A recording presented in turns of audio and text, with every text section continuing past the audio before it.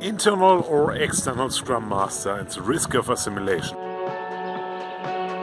Hi, welcome back on my YouTube channel. Most of you know me, my name is John Behrens and this is Skills for Teams.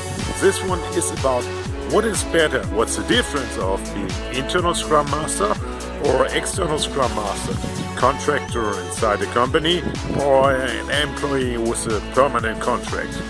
What is the difference between both perspective and work, and what do they need to do different?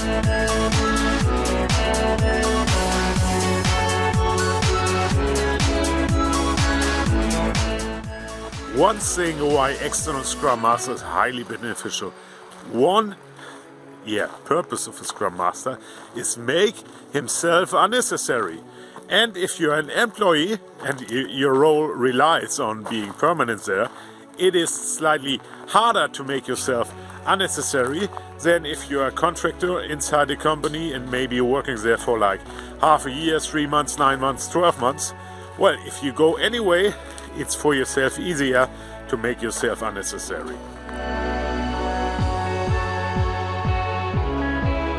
For an employee, it's harder to make himself unnecessary, but I've seen Scrum Masters in organizations or Agile coaches in their organizations who actually made a step forward and they started a Scrum Master with the team, and teams got more and more independent. They needed less Scrum Master work and they keep going on with another position, like for example organizing learning groups, going to another technical position back, maybe a tester or maybe a quality coach or something else. So it's even possible to make yourself unnecessary if you're an employee, but I've seen the opposite. Many employees as a Scrum Master intend to make their teams dependent on their work by actually being like Scrum Mom or not giving them power enough to be sustainable, independent, and that's one disadvantage of the internal Scrum Master. I've also seen external Scrum Masters. Even I feel myself often in the position that you get a bit assimilated and people rely on you and it's hard to change back, and you can try to find somebody who takes the Scrum Master knowledge from you, actually train him and overtakes the team to get your Scrum Master role. That happens often, and the advantage of that is they can go on, it's more sustainable.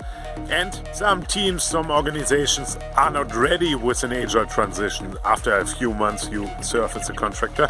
For that they need further support, and for that it's really good if they got the knowledge inside, if you train somebody to actually do some task of a Scrum Master or maybe be a Scrum Master as whole in this role.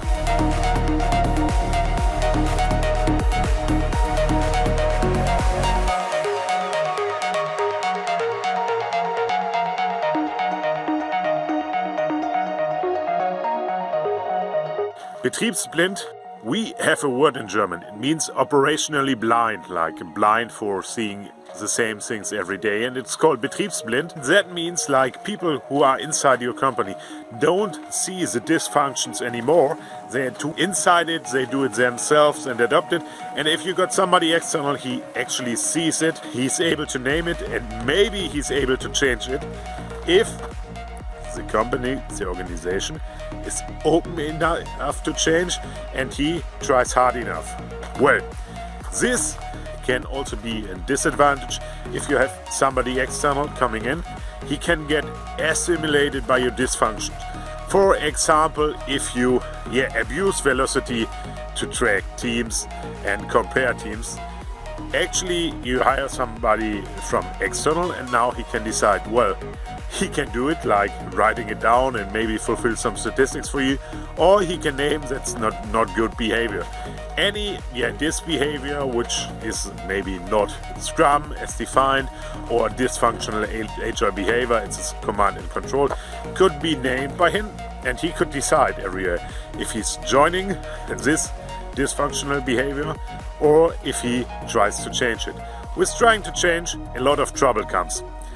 I cover trouble myself often if I get hired by a company, and mostly I see a lot of stuff, and actually people hire me because I got this external view.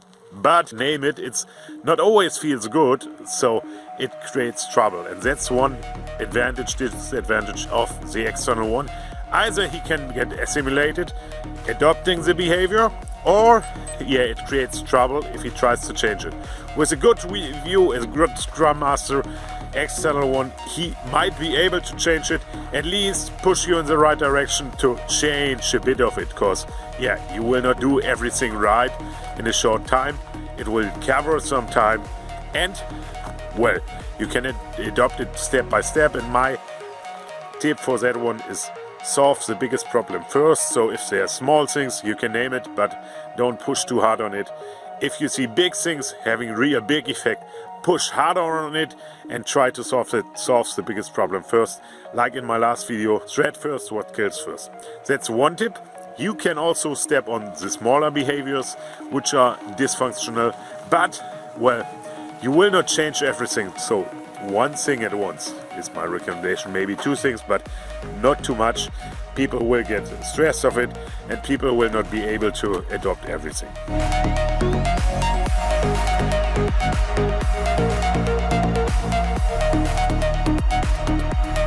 Some more tips for external and internal Scrum Masters. If you are internal, you don't have the external view, you are maybe in the same company for years. That's why it's really important to get inspiration from outside. That means maybe not only an organizational agile group, but go to an external one. For your local Scrum users group, go for online Scrum users group. I know a very good one. It's South Florida Agile. They got a coaching clinic every Saturday where you can join, but there are a lot of things on the internet and on site. You can actually check Scrum Alliance, Scrum.org, or you can check meetup.com, where you always find some local meetup groups about Agile and Scrum, and especially search for those one where you can discuss your problems and get some views of external other ones. And of course, if you got external Scrum Masters within your company, ask them for their opinion, ask them for tips, tricks. That is good. Your advantage as an internal Scrum coach is you know the company best. You know everything, how it works. Maybe you know how to get pens or office material, but also know how to manage IT stuff, which is always for an external Scrum Master hard to find out, because it's different in any other company. Well, if you are an external one tip is search for collaboration with internals.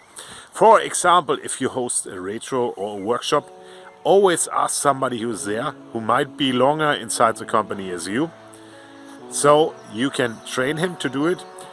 Make sure he understands why you're doing this or that, so if you leave the company, he can continue it. And of course, it's even useful to collaborate with some internal course. You might know all the things. I've been at a company and I was working together with a very good internal Scrum Master. In that position, I was a QA coach, and he was in that company for years. He was not like me, freelancer for 20 years. He was in the same company for 20 years. Actually, I think he already worked there when studying, and he knew everybody in that company, and he could fix all the things. So he always knows the right person who talk to him. That's one advantage of an internal. Advantage of an external is I made them doing things they thought it's not possible at their company, but I know it was possible there. So internal and external both have advantages. I don't think one is better than the other, but I think especially for the position of Scrum Master, we have an advantage on the external one. Not because I'm external myself, but because, making yourself unnecessary is only possible if you leave anyway. If you stay there, it is a bit harder to make yourself unnecessary, because then you don't know what to do. So this was about external and internal Scrum Masters. I hope it helped you out a bit. Share your experience.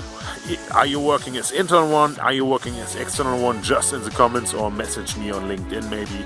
And follow my channel, subscribe, so you don't miss any of my videos. And see you next time. Thank you for watching.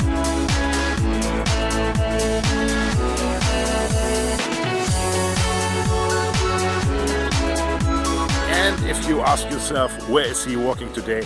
It is Plön. It's a Plöner See, the lake in Plön, a very big lake, the biggest in my state. And I came here to do kayaking and recorded some video. If you ever visit Schleswig-Holstein, you're welcome to the Plöner See. I think you can even swim in it. See you next time at my YouTube channel.